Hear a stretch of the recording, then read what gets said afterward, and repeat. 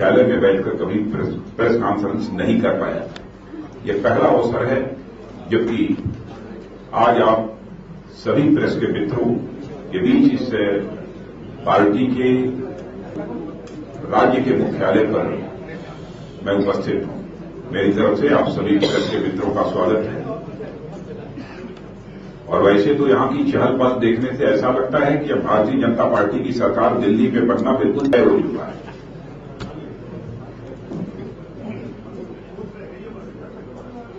वो तो है ही। बहुत बहुत धन्यवाद आपको।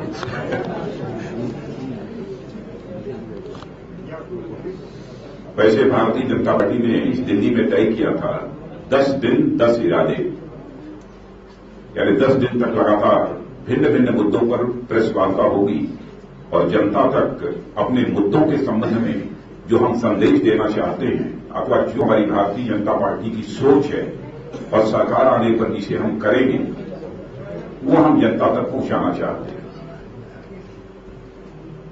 और भारतीय जनता पार्टी का यह भी मानना है कि जनता से कभी केवल नेगेटिव मैंडेट नहीं मांगना चाहिए, बल्कि जनता से स्वस्थ लोकतांत्रिक व्यवस्था में यदि हमको वोट मांगना है तो पॉजिटिव मैंडेट के आधार पर मांगना चाहिए। इसी अपनी एक हेल्दी अप्रोच, हेल्दी थिंकिंग जो हेल्दी डेमोक्रेसी की होती है, उसी आधार पर 10 दिन और 10 इरादे का एक यह कार्यक्रम हम लोगों ने तय किया था। आज ये कौन सा दिन है मैं नहीं कह सकता, लेकिन लगातार विगत 17-18 दिनों में अन्य राज्यों के दौरे पर था और डॉक्टर साहब ने पहले ही बात की थी, विजय गोयल जी ने बात की थी कि आप किस दिन उपस्थित रहेंगे। तो आज मुझे रहना था, दिल्ली में कुछ सार्वजनिक सभाएं हैं, इसलिए एक इरादा लेकर आज मैं आप सबके बीच में आया हूं। आप सभी जानते हैं कि 21वीं सदी के प्रारंभ में ही श्री अटल बिहारी वाजपेयी जी ने एक अपना इरादा व्यक्त किया था कि हम 21वीं सदी के जो पहले 2 दशक के अंदर ही हम भारत को एक विश्व की महाशक्ति बनाना चाहते हैं। और जो अटल जी का इरादा था भारत को विश्व की महाशक्ति बनाने का, उसमें उनकी सोच यह थी कि समाज के सभी वर्गों का विधिवत विकास होना चाहिए, सभी इनकम ग्रुप के लोगों का भी डेवलपमेंट होना चाहिए। ये अटल बिहारी वाजपेयी जी की सोच थी। सबका कंट्रीब्यूशन इस देश के विकास में होना चाहिए। लेकिन ये कांग्रेस की सरकार विगत 10 वर्षों से जो केंद्र में है उसे नहीं कर पाई। 15 वर्षों से दिल्ली में भी उसी कांग्रेस पार्टी की सरकार है। केंद्र में और राज्य में दोनों में एक ही सरकार होने के बावजूद इस देश की राजधानी का जैसा एक कॉम्प्रिहेंसिव डेवलपमेंट होना चाहिए था वो नहीं हो पाया। बहुत ही दुर्भाग्यपूर्ण है। और अभी यूनाइटेड नेशंस की एक कमेटी का जो ऑब्जर्वेशन है इस दिल्ली के बारे में, तो उसने अपनी रिपोर्ट में यह कहा है कि न तो दिल्ली लवेबल रह गई है और न तो लिवेबल रह गई है। ठीक है, दिल्ली वो हम भले ही मानते हों कि दिल्ली एक आधुनिक शहर है, हम आधुनिक शहर इसे बनाना चाहते हैं, इसमें कहीं दो मत नहीं, हमारी सोच है। लेकिन इस सच्चाई को अभी हमको नहीं भूलना चाहिए कि यहां पर लगभग कई जे क्लस्टर्स हैं, सैकड़ों की संख्या में। अब उनकी एग्जैक्ट फिगर तो मैं नहीं बता पाऊंगा, लेकिन मोर देन 600 है अप्रॉक्सीमेटली, जहां तक मेरी जानकारी है। यहां पर अनऑथराइज्ड कॉलोनी है और लगभग 30 लाख लोग ऐसे हैं। वैसे हमारे देश की जो सबसे बड़ी समस्या है जिसके कारण इस प्रकार के संकट पैदा हो रहे हैं वो माइग्रेशन की है। माइग्रेशन गांवों से जो शहरों की तरफ होता है, उसके लिए मैं गवर्नमेंट की रॉन्ग पॉलिसीज को ही पूरी तरह से जिम्मेदार मानता हूं। केंद्र सरकार की जो गलत नीतियां होती हैं उनके कारण और राज्य सरकारों की भी जो गलत नीतियां होती हैं उनके कारण ही माइग्रेशन तेजी के साथ होता है। हमारे देश में भी यह माइग्रेशन बहुत तेजी के साथ हुआ है। बहुत सारे बड़ी संख्या में माइग्रेटेड लोग यहां पर भी हैं। लेकिन मैं यह भी मानता हूं कि दिल्ली में जो माइग्रेंट्स हैं, भले ही कांग्रेस इन माइग्रेंट्स को दिल्ली के लिए बोझ मानती हो, लेकिन मैं यह मानता हूं कि माइग्रेंट्स का भी दिल्ली के जीडीपी के डेवलपमेंट में एक बहुत बड़ा कंट्रीब्यूशन है। इसको नकारा नहीं जा सकता। और एक यूनेस्को की एक रिपोर्ट है, internal migration in India and it's social integration, एक रिपोर्ट में कहा है कि जीडीपी में जो माइग्रेंट्स हैं दिल्ली में, उनका भी एक कंट्रीब्यूशन है, वो अप्रॉक्सिमेटली 10%, 11% और 12% के आसपास है। लेकिन यह जो माइग्रेंट्स हैं, इन्हें भी सम्मानपूर्वक जीवन जीने का अधिकार है। लेकिन विडंबना यह है कि दिल्ली में 15 वर्षों तक कांग्रेस की सरकार रहने के बावजूद इन प्रवासियों को, इन माइग्रेंट्स को जो सम्मानजनक जीवन जीने का अधिकार मिलना चाहिए, वह यहां की कांग्रेस की सरकार नहीं दे पाई है। और इनकी समस्याओं को सुलझाना, यह भारतीय जनता पार्टी इसे आवश्यक मानती है। इसीलिए हम लोगों ने यह तय किया है कि दिल्ली पे अपनी सरकार बनने के बाद हम लोग एक माइग्रेंट्स कमीशन बनाएंगे, प्रवासी आयोग बनाएंगे। यह भारतीय जनता पार्टी का फैसला है। यहां पर ऐसे सारे माइग्रेंट्स हैं, लाखों की संख्या में इस दिल्ली में, वहीं पर हम इसे नहीं भूल सकते हैं कि आज इस दिल्ली में लगभग 369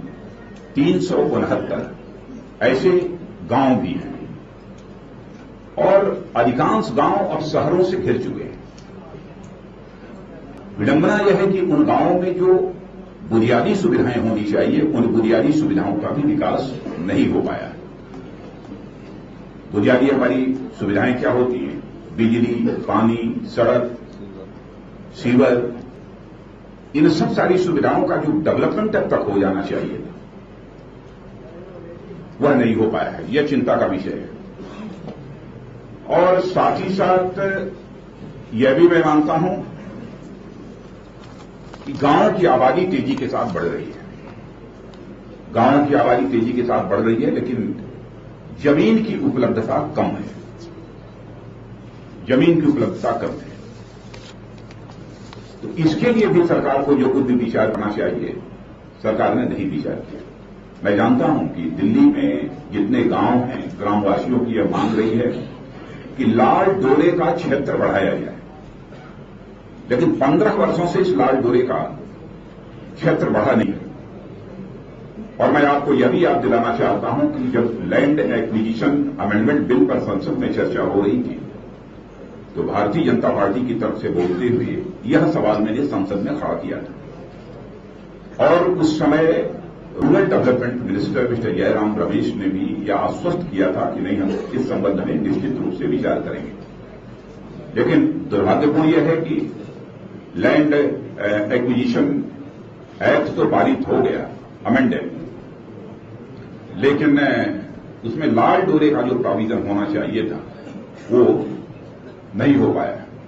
भारतीय जनता पार्टी की सरकार बनने के बाद गांव की आबादी को भी आवासीय व्यवस्था के लिए भी जमीन उपलब्ध हो सके, इसलिए हम लाल डोरे का क्षेत्र बढ़ाएंगे।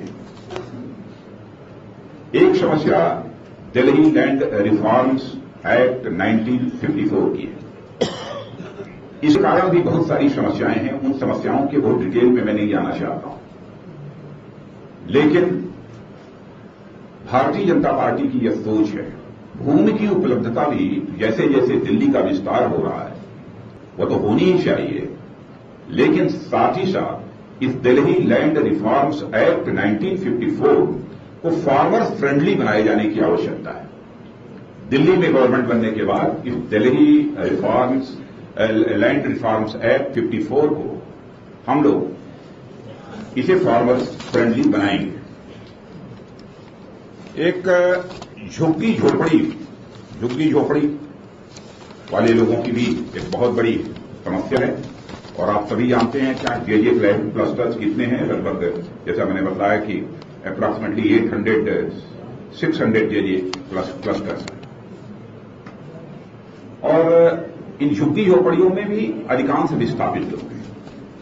ये हमारे असंगठित मजदूर, अनऑर्गेनाइज सेक्टर के जो हमारे मजदूर हैं, बड़ी संख्या में मिलेंगे।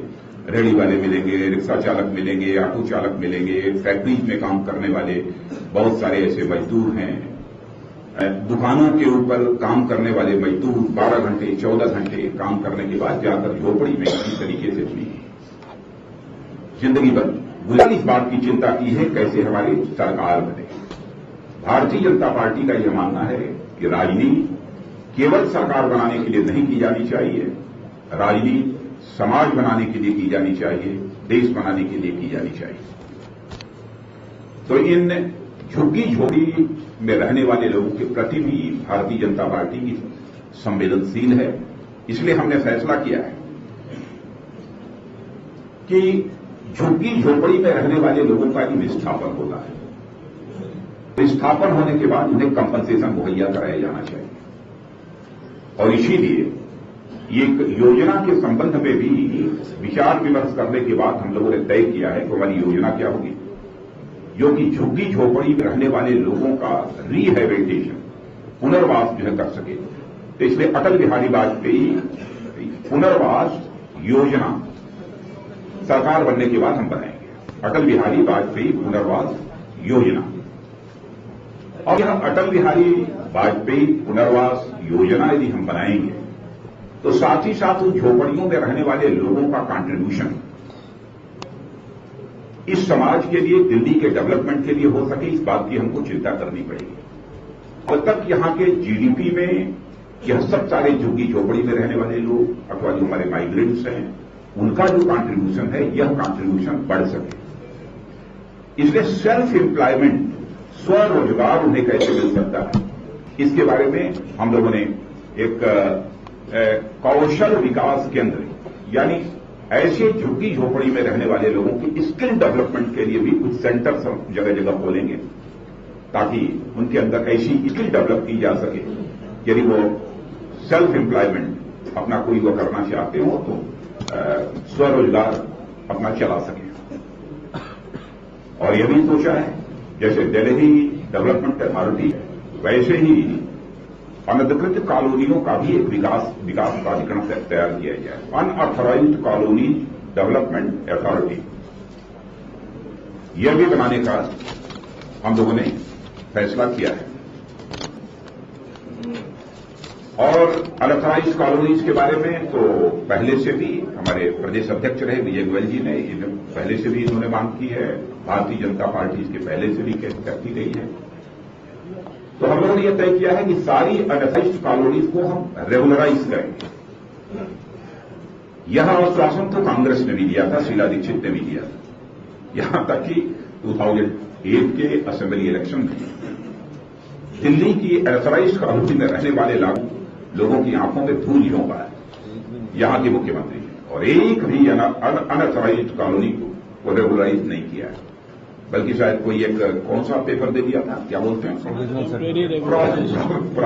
सर्टिफिकेट दिया था, प्रोविजनल सर्टिफिकेट दिया था और उस समय लोगों को गुमराह किया था।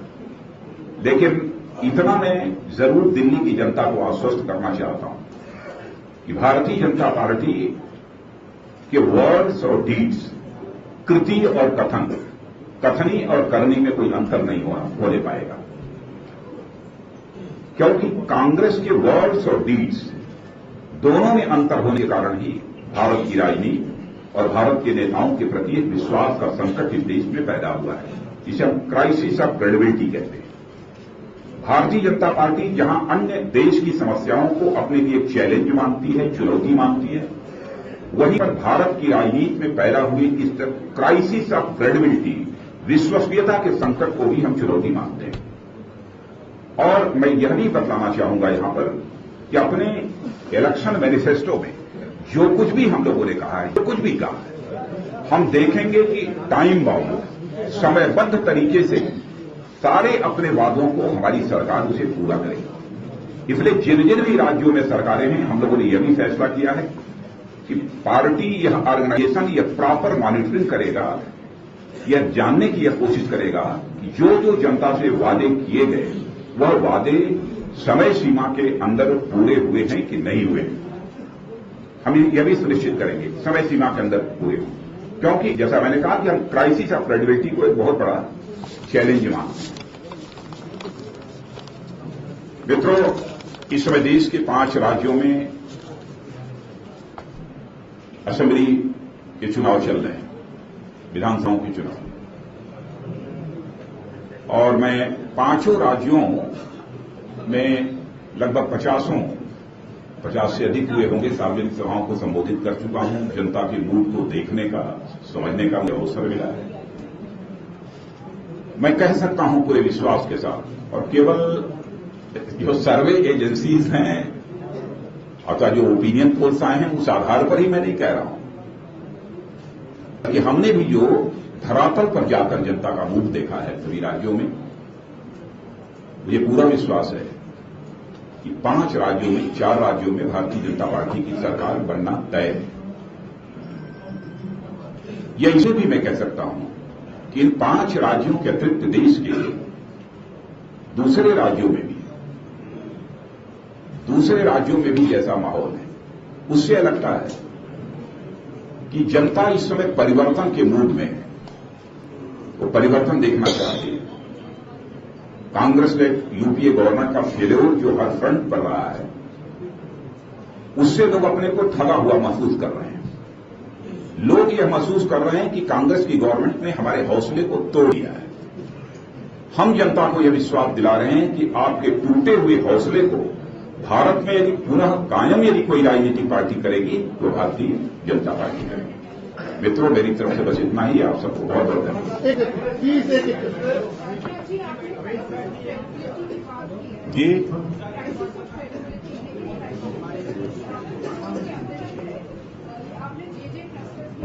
जी आज भी जे क्लस्टर्स में जो लोग रहते हैं वो आपकी पार्टी को व्यापारियों का पार्टी मानते हैं, संपन्न लोगों का पार्टी मानते हैं, और ऐसे बिल्कुल बीजेपी को गरीबों के साथ कहीं नहीं जोड़ा जाता है। उनकी चॉइस या तो कांग्रेस है या आम आदमी पार्टी है।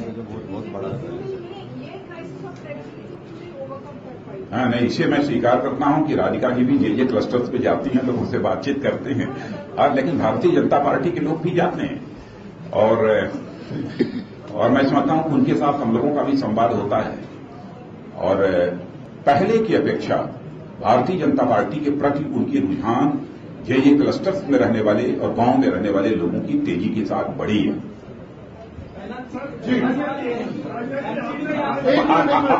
अभी आ रहा हूं, मैं सबका सुनूंगा। आपने कहा कि माइग्रेंट कमीशन बनेगा जी,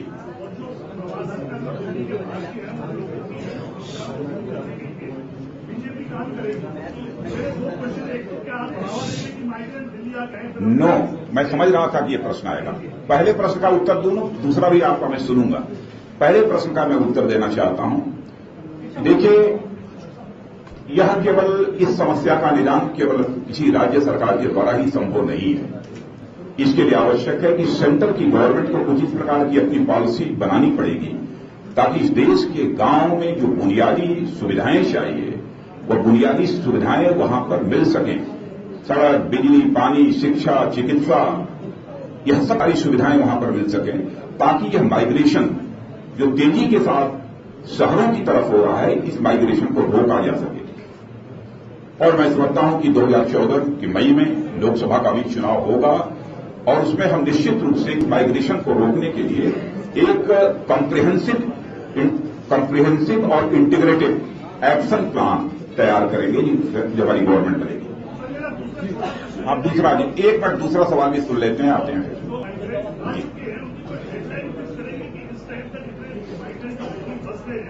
उनकी समस्या नहीं है, जो कंटिन्यूस आ रहे हैं उनको भी देखते हैं। देखिए, इस समय उनका मन टूटा हुआ है, इस समय उनका दिल टूटा हुआ है, और टूटे हुए लोगों के ऊपर अभी बहुत ज्यादा चोट पहुंचाने की कोशिश मत करिए। पहले उनके लिए हम करना शुरू करेंगे और आगे फिर क्या करना इसके संबंध में हम विचार करेंगे। टूटे हुए दिल को बार बार चोट नहीं मारनी चाहिए। पिछले 2 इलेक्शन में मैनिफेस्टो में कांग्रेस बीजेपी ने कहा कि अगर हम शासन में आए तो हम इलीगल माइग्रेंट जो बांग्लादेशी है उनको वापस करेंगे। क्या इस बार अगर आप शासन में आएंगे तो उनके साथ क्या करेंगे आप? नहीं, इतना तो मैं आपको बता देना चाहता हूं, भारतीय जनता पार्टी का जो स्टैंड है उस स्टैंड पर हम कायम हैं। पहला काम तो हम ये करेंगे, पहला दिल्ली में जो काम करने की आवश्यकता है, आइडेंटिफिकेशन तो हम निश्चित रूप से करेंगे। अब एक मिनट इधर आ जाते हैं, मैं आता हूं आपकी तरफ। दिल्ली हरियाणा में नरेंद्र मोदी की रैली प्रपोज जी वो कैंसिल कर दी गई है। ऐसा कहा जा रहा है कि की गई है सरकार पावर में से अब दोबारा 3 एमसीडी है तभी पावर में। देखिए, दिल्ली भर में अनाउंस कंस्ट्रक्शन एक बड़ा रैकेट है, तो आपकी एमसीडी रोक नहीं पा रही, आप दिल्ली सरकार में कैसे परफॉर्म कर? देखिए, सही कहा। पहले तो मैं ये कहना चाहता हूं कि जो हमारी एमसीडी है उनके पास जो फाइनेंशियल और एडमिनिस्ट्रेटिव पावर जितना होना चाहिए इन सब सारी चीजों को लागू करने के लिए, वह फाइनेंशियल और एडमिनिस्ट्रेटिव पावर न तो स्टेट गवर्नमेंट ने दिया है न सेंट्रल गवर्नमेंट ने दिया है। इस कारण बहुत सारी समस्याओं का समाधान एमसीडी चाहते हुए भी नहीं कर पाती। जी हाँ, बोलिए।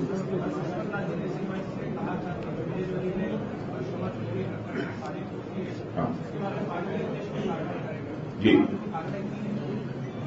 देखिए, वैसे काली पोतना अथवा किसी को जलील करना यह भारतीय जनता पार्टी की शैली नहीं है।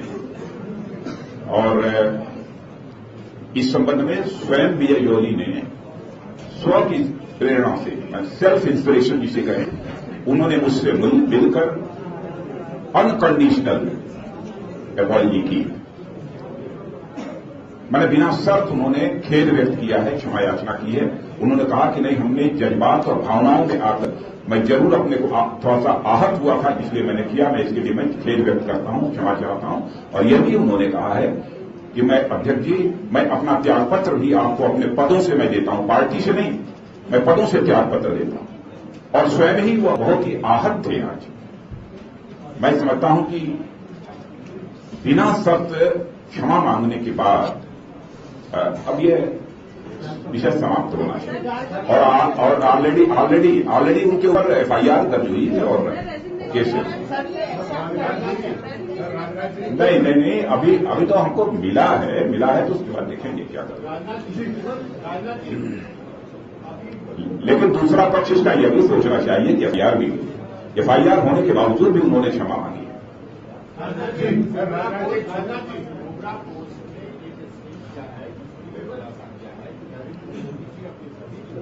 बेहतर बनाने के लिए सोशल नेटवर्किंग और तमाम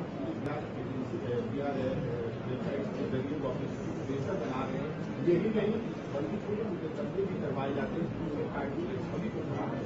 वैसे मित्रों, ये दिल्ली से रिलेटेड इश्यूज पर यह हमारी प्रेस कॉन्फ्रेंस थी और मैं जानता हूं कि इस प्रेस कॉन्फ्रेंस में भी मैं अन्य मुद्दों को लेने की कोशिश करूंगा, तो आप लोग इन सब सारे जो दिल्ली की जनता से जुड़े हुए सवाल है, क्योंकि स्पेस की कमी आप लोगों के यहां भी रहती है, तो मुझे आप लोगों की स्पेस की ज्यादा चिंता है।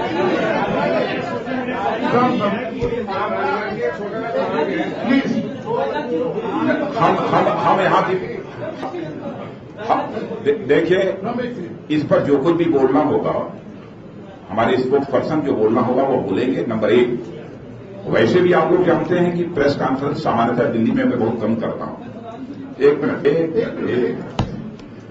जो भी बोलना होगा बोलेंगे। यदि सचमुच कोई ऐसी आवश्यकता महसूस हुई कि मेरा बोलना आवश्यक है, तो मैं निश्चित रूप से जरूरत हुई तो मैं प्रेस कॉन्फ्रेंस करूंगा।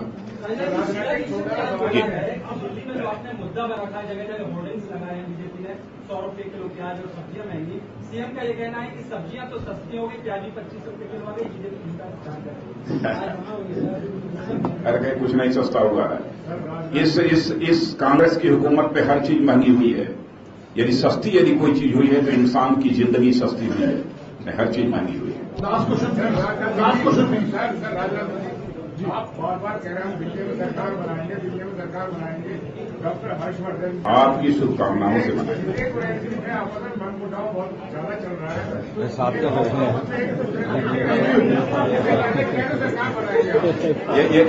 ये चेहरा देखने से लग रहा है क्या बात करते हैं। हमारे यहाँ के नेतृत्व में ऐसा नहीं हो सकता। देखिए, मैं एक बात और मैं कहना चाहूंगा। कभी कभी बहुत ज्यादा इस बात की चर्चा होती है, दिल्ली में कभी चर्चा हो गई, कभी केंद्र में, इधर उधर बहुत सारी चर्चाएं होती हैं।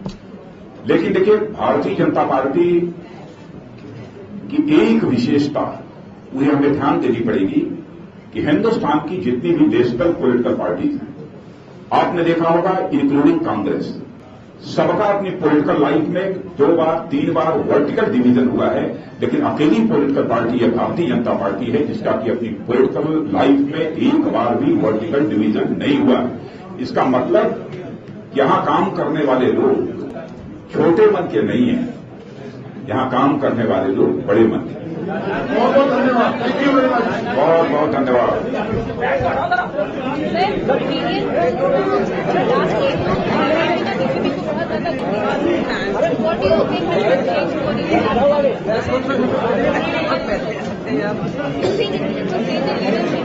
थोड़ा इधर भी रीजन